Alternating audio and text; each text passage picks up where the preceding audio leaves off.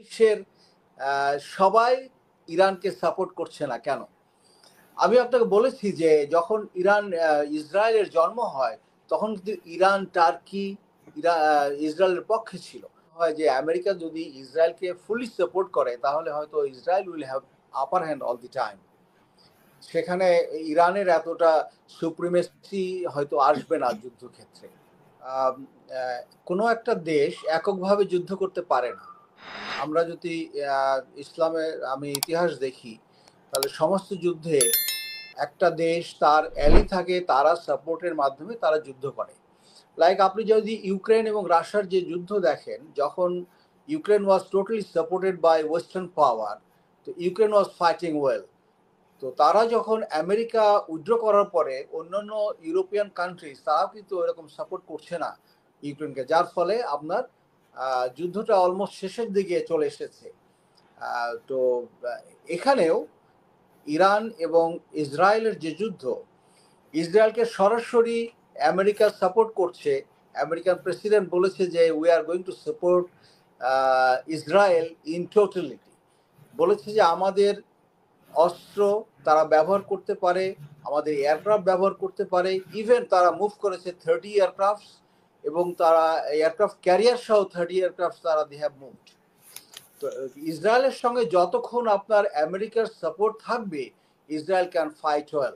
But on the other hand আপনার দেখতে হবে যে ইরানের পক্ষে অন্য দেশ মৌখিক সমর্থন দিয়েছে শুধু, বাট বাস্তবে কিন্তু কোনো ধরনের সাপোর্ট আমরা দেখি নাই যে অন্যান্য দেশ like Turkey, Pakistan, China, they have supported verbally, but on গ্রাউন্ডে তারা কিন্তু কোনো ধরনের সামরিক সাহায্য এ পর্যন্ত আমি পৌঁছাতে দেখি নাই, কোনো মিডিয়ায় আমি দেখি নাই। তো এইরকম যদি ইরান একাকে যুদ্ধ করতে চায় ইসরায়েলের সঙ্গে, এটা খুব কঠিন একটা যুদ্ধ হবে ইরানের জন্য। যে এটা সম্ভবত একটা সময় ইরান আস্তে আস্তে নিষ্ক্রিয় হয়ে পড়তে পারে যদি এককভাবে যুদ্ধ করতে যায়। অন দি আদার হ্যান্ড, যে কোশ্চেনটা আপনার দর্শকরা জানতে চান যে মুসলিম বিশ্বের সবাই ইরানকে সাপোর্ট করছে না কেন, আমি আপনাকে বলেছি যে যখন ইসরায়েলের জন্ম হয় তখন কিন্তু ইরান, টার্কি ইসরায়েলের পক্ষে ছিল। তারা কিন্তু স্বীকৃতি দিয়েছে ইসরায়েলকে। অন্যান্য সময় যে যুদ্ধগুলো হয়েছে আপনার আরব ইসরায়েল যুদ্ধ, এখানে কিন্তু ইরান কিংবা টার্কি তারা পার্টিসিপেট করে নাই। আজকে যেমন শিয়া সুন্নির কারণ 2006 সালে প্রথম কিন্তু আপনার ইরান হিজবুল্লাহকে সাপোর্ট করে তারা ইসরায়েলের বিরুদ্ধে যুদ্ধ লিপ্ত হয়। আজকে যে ইরান এককভাবে যুদ্ধ করছে, এটা কিন্তু অন্যান্য মুসলিম রাষ্ট্র তাদের কোনোভাবে সাপোর্ট করতে পারছে না বা করছে না। তো যার ফলে ইরান কিন্তু একাই যুদ্ধ করছে।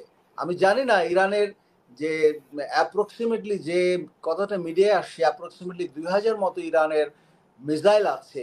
এই মিসাইল শেষ হলে ইরান কি কোনো will be supported by other country or not, that is in question. এটা যদি অন্য দেশ তাকে সাপোর্ট করতে না পারে, তাহলে ইরান কিন্তু একটা সময় যুদ্ধ আর চালিয়ে যেতে পারবে না। তখন হয়তো বা ইরানের পরাজয় হবে যদি অন্য কোনো রাষ্ট্র এই ইরানকে সাপোর্ট না করে।